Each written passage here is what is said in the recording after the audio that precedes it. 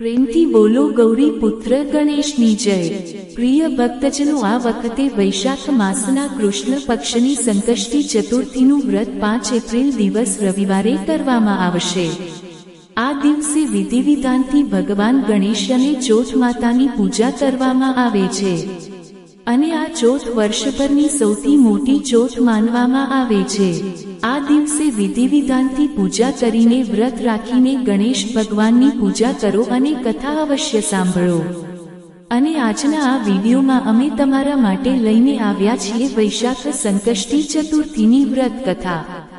કથા શ્રવણ કરતી વખતે પોતાના હાથમાં ઘઉંના 7, 9 કે 11 દાણા લઈ લો અને ત્યારબાદ કથાનું શ્રવણ વિઘ્નહર્તા ભગવાન ગણેશ અને ચોથ માતાનું ધ્યાન કરતા કરો।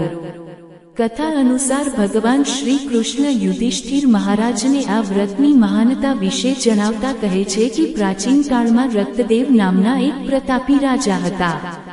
રાજાની મિત્રતા યમ, કુબેર અને ઇન્દ્ર આદિ દેવો સાથે હતી। તેમના જ રાજ્યમાં ધર્મકેતુ નામના એક જ્ઞાની બ્રાહ્મણ રહેતા હતા, જેમની 2 પત્નીઓ હતી, એક સુશીલા અને બીજી ચંચલા। સુશીલા કોઈને કોઈ વ્રત કરતી હતી, જેના કારણે તેનું શરીર દુર્બળ થઈ ગયું હતું, જ્યારે ચંચલા કોઈ વ્રત નહોતી કરતી અને ભરપેટ ભોજન કરતી હતી। થોડા દિવસો પછી સુશીલાને શુભ લક્ષણોવાળી એક કન્યા થઈ અને ચંચલાને પુત્ર રત્નની પ્રાપ્તિ થઈ। કન્યાની શુભતા જોઈને ચંચલા સુશીલાને મેણા મારવા લાગી।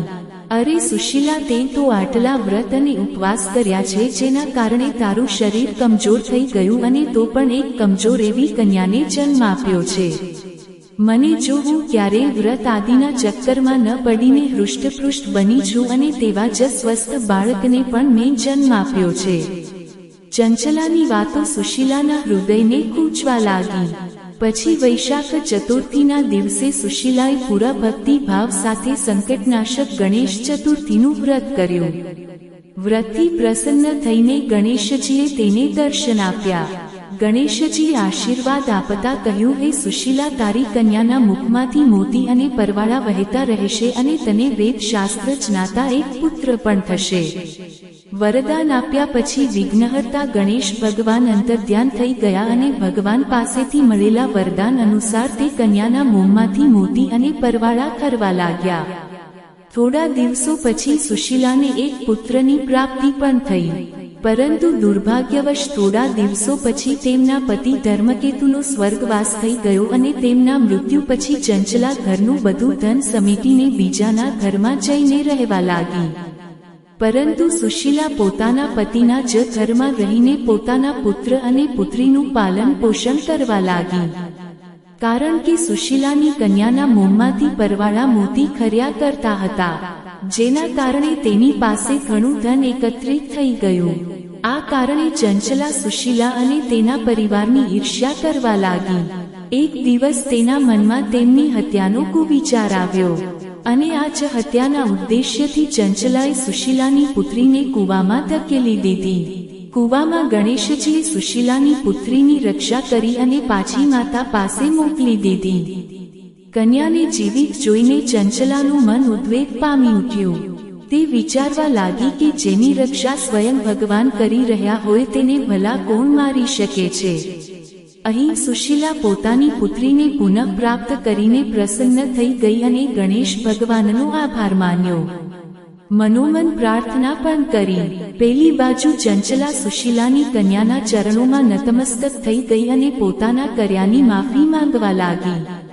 ચંચલાએ સુશીલાને કહ્યું કે સુશીલા, તું તો બહુ દયાવાન છે, અમને ક્ષમા કરી દે અને હવે તો બંને કુળોનો ઉદ્ધાર માત્ર તું જ કરી શકે છે। જેની રક્ષા સ્વયં ભગવાન કરતા હોય, ભલા તેનું કોઈ મનુષ્ય શું બગાડી શકે છે। ત્યારબાદ સુશીલાના કહ્યા અનુસાર ચંચલાએ પણ વૈશાખ માસના કૃષ્ણ પક્ષની ચતુર્થી તિથિનું વ્રત કર્યું। ગણેશ ભગવાનની કૃપાથી હવે બંને પરિવાર વચ્ચે બધું બરાબર થઈ ગયું।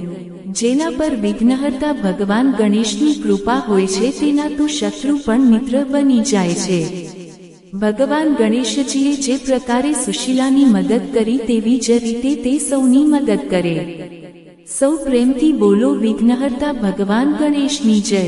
ભક્તજનો હવે સાંભળો ચંદ્રદેવની કથા, કારણ કે આજના પાવન દિવસે ચંદ્ર દેવતાની પૂજાનું પણ વિધાન છે। એવું માનવામાં આવે છે કે ચંદ્રદેવને ભગવાન શ્રી ગણેશજીએ શ્રાપ આપ્યો હતો, અને આ કથાનું વર્ણન શ્રી ગણેશ પુરાણમાં પણ મળે છે। કથા અનુસાર એક વારની વાત છે, કૈલાશના શિવ સદનમાં લોક પિતામહ બ્રહ્માજી કર્પૂર ગૌરવ શિવજીની સમીપ બેઠા હતા। તે જ સમયે ત્યાં દેવર્ષિ નારદ પણ પહોંચ્યા। તેમની પાસે એક બહુ સુંદર અને સ્વાદિષ્ટ પૂર્વ ફળ હતું। તે જ ફળને દેવર્ષિએ કરુણામય ઉમાનાથ શંકરજીના કરકમળોમાં અર્પિત કરી દીધું। તે અદ્ભુત અને સુંદર ફળને પિતાના હાથોમાં જોઈને ગણેશ ભગવાન અને કુમાર કાર્તિકેય બંને જ બાળકો તેમની પાસે આગ્રહપૂર્વક માંગવા લાગ્યા। ત્યારે ભગવાન શિવે બ્રહ્માજીને પૂછ્યું, હે બ્રહ્માજી, દેવર્ષિ દ્વારા આપવામાં આવેલું આ અપૂર્વ ફળ એક જ છે અને તેને ગણેશજી અને કુમાર બંને ઈચ્છે છે। હવે તમે જ જણાવો, આ હું કોને આપું? બ્રહ્માજીએ કંઈક વિચાર કરીને ઉત્તર આપ્યો કે પ્રભુ, ગણેશજીના નાના હોવાના કારણે આ એકમાત્ર ફળના અધિકારી તો ષડાનંદ અર્થાત કાર્તિકેયજી જ છે। પછી શંકરજીએ તે ફળ કુમાર કાર્તિકેયજીને આપી દીધું, પરંતુ પાર્વતી નંદન ગણેશજી સૃષ્ટિ બ્રહ્માજી પર કોપાયમાન થઈ ગયા। લોક પિતામહે પોતાના ભવન પહોંચીને સૃષ્ટિ રચવાનો પ્રયાસ કર્યો તો ગણેશજીએ અદ્ભુત વિઘ્ન ઉત્પન્ન કરી દીધું। તેઓ અત્યંત ઉગ્ર રૂપમાં વિધાતા સમક્ષ પ્રગટ થયા। વિઘ્નેશ્વરના ભયાનક સ્વરૂપને જોઈને હવે બ્રહ્માજી ભયભીત થઈને ધ્રુજવા લાગ્યા। ગજાનનની વિકટ મૂર્તિ, વિચિત્ર રૂપ અને બ્રહ્માજીનો ભય અને કંપન જોઈને ચંદ્રદેવ પોતાના ગણો સાથે હસી પડ્યા। દરેક કલ્પમાં ભગવાનના અનેકો અવતાર થતા રહ્યા છે અને ભગવાન અવતાર ગ્રહણ કરીને લીલાઓ કરે છે। કલ્પભેદ અનુસાર આ લીલાને કેટલીક અન્ય રીતે પણ કહેવામાં આવે છે કે એકવાર શ્રી ગણેશજી પોતાના વાહન મૂષક પર ભ્રમણ કરતા કરતા ચંદ્રલોક ચાલ્યા ગયા। ત્યાં અચાનક શ્રી ગણેશજી મૂષક પરથી પડી ગયા। આ જોઈને ચંદ્રદેવ અભિમાનવશ હસ્યા। પછી એકવાર કુબેર દેવ ભગવાન શંકર તથા માતા પાર્વતીજી પાસે ભોજનનું આમંત્રણ લઈને કૈલાશ પર્વત પર પહોંચ્યા। તેઓ ઈચ્છતા હતા કે ભગવાન શિવ તથા દેવી પાર્વતી તેમના મહેલમાં આવીને તેમને ત્યાં ભોજન કરે, પરંતુ ભગવાન શિવ કુબેર દેવતાના આમંત્રણનું કારણ સમજી ગયા। તેઓ જાણતા હતા કે કુબેર માત્ર પોતાની ધન સંપત્તિનો દેખાડો કરવા માટે જ તેમને પોતાના મહેલમાં આમંત્રિત કરી રહ્યા છે, એટલા માટે તેમને કોઈ મહત્વપૂર્ણ કાર્યમાં વ્યસ્ત હોવાનું કારણ બતાવીને ત્યાં જવાની ના પાડી દીધી। દેવી પાર્વતીજી પણ મહાદેવના મનની વાત સમજી ગયા। તેમણે પણ મહાદેવની હામાં હા મિલાવતા કહ્યું કે જો તેમના સ્વામી નથી જઈ રહ્યા તો અમે પણ એકલા ન જઈ શકીએ। હવે એવામાં કુબેર દેવ દુઃખી થઈ ગયા અને ભગવાન શિવને પ્રાર્થના કરવા લાગ્યા। ત્યારે ભગવાને મુસ્કુરાઈને કહ્યું કે જો તમારે અમારી સેવા જ કરવી છે તો તમે મારા પુત્ર ગણેશજીને લઈ જાઓ। ગણેશ તમને સેવાનો પૂરો મોકો આપશે। અંતમાં કુબેર દેવ ગણેશજીને જ લઈ જવા માટે રાજી થઈ ગયા। ગણેશજીએ કુબેર દેવતાના મહેલમાં પેટ ભરીને ભોજન કર્યું। કુબેર દેવતાએ ગણેશજીને ખૂબ મિષ્ટાન ખવડાવ્યા, પરંતુ આટલી મીઠાઈઓ ખાધા પછી પણ, જાત જાતના પકવાન ખાધા પછી પણ ગણેશજીનું મન ન ભરાયું અને તેઓ વિચારવા લાગ્યા કે અહીંથી નીકળતી વખતે તેઓ થોડી મીઠાઈઓ પોતાના મોટા ભાઈ કાર્તિકેયજી માટે પણ લઈને જશે અને થોડી સ્વયં પણ રસ્તામાં ખાઈ લેશે। આ વિચારીને ગણેશજીએ ઘણી બધી મીઠાઈઓને પોતાના ખોળામાં રાખી અને પોતાના મૂષક પર સવાર થઈને ચાલવા લાગ્યા। ત્યારે જ ગણેશજીના મૂષકે માર્ગમાં એક સાપને જોઈ લીધો અને તે ભયથી ઉછળી પડ્યો। આ જ કારણે ગણેશજી પોતાનું સંતુલન ગુમાવી બેઠા અને નીચે ધડામ દઈને પડી ગયા। પરિણામ સ્વરૂપ તેમના ખોળામાં રાખેલી બધી મીઠાઈઓ પણ ધરતી પર વિખેરાઈ ગઈ। ગણેશજી પોતાની મીઠાઈઓને એકત્રિત કરી જ રહ્યા હતા કે તેમને કોઈના હસવાનો અવાજ સંભળાયો। તેમને અહીં તહીં જોયું તો તેમને કોઈ ન દેખાયું, પરંતુ હસવાનો અવાજ સતત આવી રહ્યો હતો। જેવી ગણેશજીએ હસવાની દિશામાં પોતાની દ્રષ્ટિ ફેરવી તો તેમની દ્રષ્ટિ આકાશ પર પડી. ત્યાં તેમને ચંદ્રદેવને હસતા જોયા. હવે તો ગણેશજી વિચાર કરવા લાગ્યા કે તેમની મદદ કરવાને બદલે ચંદ્રમા તેમની મજાક ઉડાવી રહ્યો છે. ચંદ્રમાને હસતા જોઈને હવે તો ગણપતિને બહુ ક્રોધ આવ્યો. તેમણે તરત ચંદ્રદેવને શ્રાપ આપી દીધો કે ચંદ્ર, હવે તું કોઈના જોવા લાયક નહીં રહે. જો કોઈએ તને જોઈ લીધો તો તે પાપનો ભાગીદાર થશે. અને ગણેશજીના મુખમાંથી નીકળેલો તે શ્રાપ જોતજોતામાં હકીકતમાં બદલાઈ ગયો અને સંપૂર્ણ આકાશમાં અંધકાર છવાઈ ગયો. આ જોઈને ચંદ્રમા ગણેશજીના શરણે જઈને બોલ્યા, હે દુઃખહર્તા, મારાથી બહુ મોટી ભૂલ થઈ ગઈ છે. અભિમાનવશ મેં તમારો પરિહાસ કર્યો. જો મારો પ્રકાશ જ જતો રહેશે ત્યારે તો મારું અસ્તિત્વ જ ખતમ થઈ જશે અને મને પોતાના કર્યાનો અહેસાસ છે. કૃપા કરીને મને ક્ષમા કરો ભગવાન, અને પોતાનો શ્રાપ પાછો લઈ લો.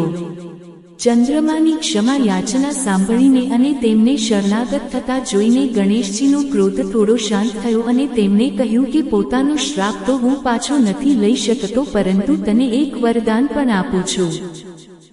આ તો થશે જ કે તું પોતાનો પ્રકાશ ગુમાવી દઈશ, પરંતુ માત્ર મહિનામાં 1 દિવસ માટે. આ ઉપરાંત તારું તેજ 15 દિવસો સુધી ઓછું અને ત્યારબાદ 15 દિવસો સુધી વધારે થતું રહેશે. આ ઉપરાંત કેટલાક વિશેષ તહેવારો પર તારી પૂજા પણ કરવામાં આવશે અને આ વિશેષ વ્રત અને તહેવાર તારી પૂજા વિના અધૂરા માનવામાં આવશે. માનવામાં આવે છે કે ત્યારથી જ ચંદ્રમાનો આકાર ઘટતો અને વધતો રહે છે. અને આ જ કારણ છે કે ભગવાન ગણેશજી દ્વારા આપવામાં આવેલા વરદાનના કારણે ગણેશ ચતુર્થી, કરવા ચોથ અથવા પૂર્ણિમા આદિ વ્રતો દરમિયાન ચંદ્રદેવનું પૂજન અનિવાર્ય હોય છે. ચંદ્રદેવને મળેલા શ્રાપની વધુ એક કથા પ્રચલિત છે, જેના અનુસાર પ્રજાપતિ દક્ષની 27 પુત્રીઓ હતી જેમનો ચંદ્રમા સાથે વિવાહ થયો. પ્રજાપતિ દક્ષની શરત હતી કે ચંદ્રદેવ પોતાની બધી 27 પત્નીઓ સાથે એક સમાન વ્યવહાર કરશે, પરંતુ ચંદ્રમાને પોતાની પત્ની રોહિણી સાથે વધુ પ્રેમ હતો. આનાથી ચંદ્રદેવની બાકીની પત્નીઓ દુઃખી રહેતી હતી. એવામાં પોતાની કન્યાઓનું દુઃખ રાજા દક્ષથી જોવાયું નહીં અને તેમણે ચંદ્રમાને શ્રાપ આપી દીધો. રાજા દક્ષના શ્રાપના કારણે ચંદ્રમાને ક્ષય રોગ થઈ ગયો અને ચંદ્રમાનું તેજ ધીરે ધીરે ઓછું થતું ગયું. આ જ શ્રાપ પછી કૃષ્ણ પક્ષ શરૂ થયો. જો કે શ્રાપના કારણે ચંદ્રમાનો અંત થવા લાગ્યો અને પોતાના અંતને રોકવા માટે ચંદ્રમા બ્રહ્માજી પાસે સહાયતા માટે ગયા, જ્યાં તેમને શિવજીની ઉપાસના કરવાની સલાહ આપવામાં આવી. ત્યારબાદ ચંદ્રમાની આરાધનાથી ભગવાન શિવ એટલા પ્રસન્ન થયા કે તેમને પોતાની જટાઓમાં સ્થાન આપ્યું, જેનાથી તેમનું તેજ પાછું આવી ગયું અને આ રીતે શુક્લ પક્ષ પ્રારંભ થયો. ચતુર્થી તિથિના દિવસે વિઘ્નહર્તા ભગવાન ગણેશજીની પૂજા કરવાની સાથે સાથે ચોથ માતાની પૂજા કરીને કથા પણ કહેવામાં અને સાંભળવામાં આવે છે. હવે સાંભળો 12 મહિને સાંભળવામાં આવતી ચોથ માતાની કહાની. એકવાર એક નગરમાં એક વૃદ્ધ માતા રહેતી હતી. તે પોતાના દીકરાને દરેક સંકટથી બચાવવા માટે 12 મહિનાની ચોથનું વ્રત કરતી હતી. દરેક ચોથ પર કરિયાણાવાળા પાસેથી થોડો ગોળ અને ઘી લઈને 4 લાડુ બનાવતી. એક દીકરાને આપતી, એકથી પૂજા કરતી, એક હથકાર માટે કાઢતી અને એક ચંદ્રમા ઉગવા પર જાતે ખાઈ લેતી હતી.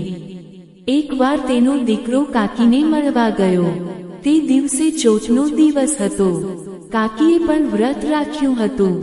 તેણે કાકીને પૂછ્યું કે માં તો 12 ચોથ કરે છે. ત્યારે કાકી બોલી, તારી માં તારી કમાણીથી તળેલું ખાવા માટે 12 ચોથ કરે છે. તું પરદેશ જાય તો તે એક પણ ચોથ નહીં કરે. છોકરાને લાગ્યું કાકી સાચું કહી રહી છે. ઘરે આવીને તેણે પોતાની માને કહ્યું, માં હું પરદેશ જઈ રહ્યો છું. અહીં તો મારી કમાણી ખાવા પીવામાં જ ઉડાવી દે છે. માએ સમજાવીને રોકવા ચાહ્યો પણ દીકરો ન માન્યો. માએ તેને સાથે લઈ જવા માટે ચોથ માતાના દાણા આપ્યા અને કહ્યું, મુસીબતમાં આ દાણા તારી સહાયતા કરશે.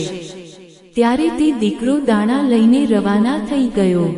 ફરતા ફરતા એક બીજા નગરમાં જઈ પહોંચ્યો. તેણે જોયું એક વૃદ્ધ માતા રડતી જઈ રહી હતી અને માલપુઆ બનાવતી જઈ રહી હતી.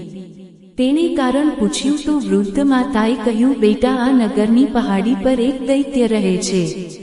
પહેલા તે નગરમાં આવીને ઘણા લોકોને ખાવા માટે મારી નાખતો હતો. હવે રાજા દરેક ઘરમાંથી એક માણસ તે દૈત્ય પાસે મોકલે છે અને આજે મારા દીકરાનો વારો છે એટલા માટે રડી રહી છું અને તેના માટે જ પુઆ પણ બનાવી રહી છું. ત્યારે છોકરો બોલ્યો, તું પુઆ મને ખવડાવી દે. તારા દીકરાની જગ્યાએ હું ચાલ્યો જાઉં છું. ત્યારે વૃદ્ધ માતાએ ખીર પુઆ તેને ખવડાવી દીધા. ખાઈ પીને તે સૂઈ ગયો. રાત્રે રાજાના સૈનિક આવ્યા તો વૃદ્ધ માતાએ તેને મોકલી દીધો. દૈત્યની સામે પહોંચવા પર તેણે ચોથ માતાના દાણા દૈત્ય તરફ ફેંકીને કહ્યું, હે ચોથ માતા, જો મારી માં મારી સલામતી માટે વ્રત કરતી હોય તો દૈત્યનું માથું કપાઈને પડી જાય. કહેતા જ તરત દૈત્યનું માથું કપાઈ ગયું. છોકરો પાછો આવી ગયો. હવે રાજાએ તેને ભેટ આપીને વિદાય કર્યો. ચાલતા ચાલતા તે એક બીજા રાજાના નગરમાં જઈ પહોંચ્યો. આ રાજ્યમાં ભઠ્ઠો ત્યારે જ પાકતો હતો જ્યારે એક ઇન્સાનની બલિ આપવામાં આવતી હતી. સિપાહીઓએ તેને પકડીને ભઠ્ઠામાં ચણી દીધો. છોકરાએ દાણા ભઠ્ઠામાં નાખ્યા અને કહ્યું, હે ચોથ માતા, જો મારી માં મારા માટે વ્રત કરતી હોય તો આ ભઠ્ઠો મારા માટે મારી બલિ વિના જ ઝટથી પાકી જાય. ભઠ્ઠો તરત પાકી ગયો. ભઠ્ઠામાંથી માટીની જગ્યાએ સોના ચાંદીના વાસણો નીકળ્યા. છોકરો બોલ્યો, વાસણ ધીરે ધીરે કાઢજો, ક્યાંક મને ન વાગી જાય. રાજાએ તેને બહાર કઢાવ્યો અને તેને પૂછ્યું કે આ ભઠ્ઠામાંથી તું બચી કેવી રીતે ગયો? છોકરાએ જણાવ્યું કે તેની માં ચોથ માતાનું વ્રત કરે છે. વ્રતના કારણે જ તે બચી શક્યો. રાજાને વિશ્વાસ ન થયો. તેણે એક ચાંદીની કુંજી મંગાવી અને કહ્યું કે કુંજીની નળીમાંથી નીકળીને દેખાડ તો જ મને વિશ્વાસ થશે.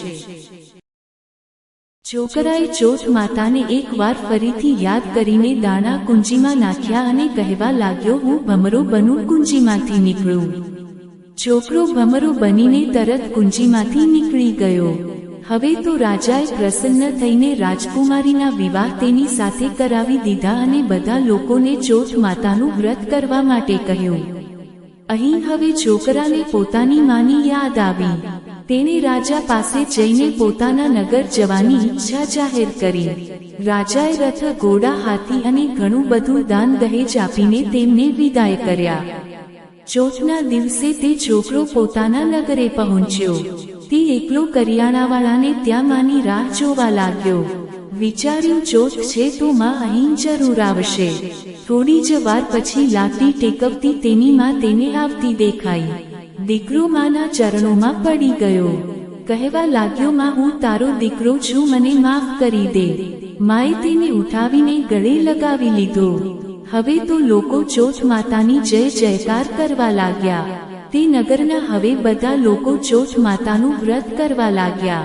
હે ચોથ માતા, જેમ વૃદ્ધ માતા અને તેના દીકરાની સહાયતા તમે કરી તેવી જ રીતે અમારી સૌની પણ કરજો. કહાની કહેવાવાળા અને સાંભળવાવાળા પર પણ કૃપા કરજો. પ્રેમથી બોલો, ચોથ માતાની જય. હવે સાંભળો ચોથ માતાની આરતી. ઓમ જય શ્રી ચોથ મૈયા.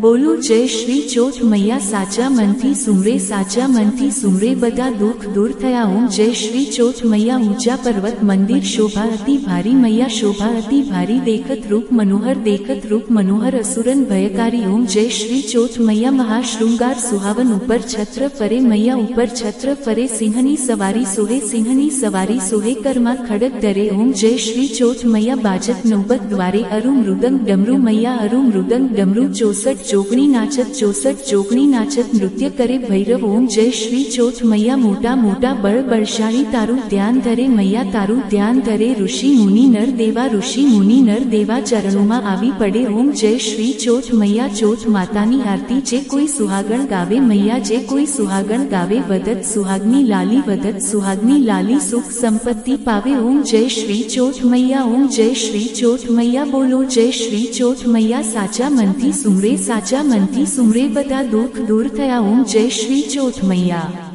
આ હતી વૈશાખ ચોથના દિવસે સાંભળવામાં આવતી બધી કથાઓ. કથાઓને અંત સુધી સાંભળવા માટે આપ સૌનો ખૂબ ખૂબ આભાર.